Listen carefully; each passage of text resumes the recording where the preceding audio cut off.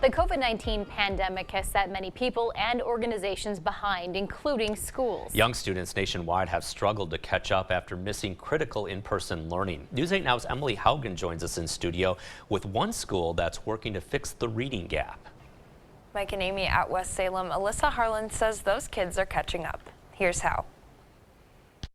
It all starts with the ABCs. Here we go, last one.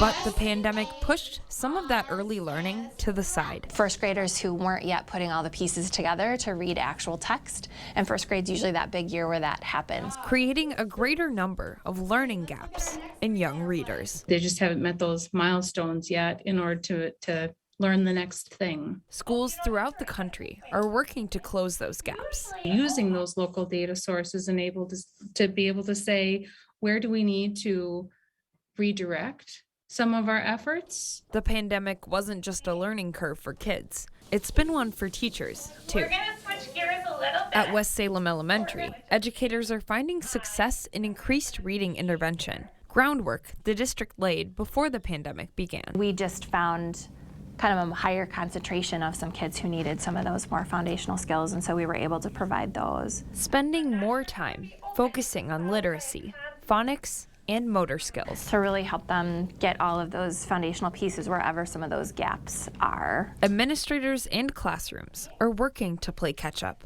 and stay on track all at once. Not only learning about how improvement goes in this world, but how to support teachers in changing practice, because we're all there for kids. West-Salem Elementary, Harlan says students in 1st, 3rd, and 4th grade have mostly caught up to grade level, while 2nd graders still have a little ways to go. Mike and Amy? Thanks a lot, Emily. Now, schools nationwide are also budgeting federal ESSER III funds, which will include money to fund reading intervention efforts.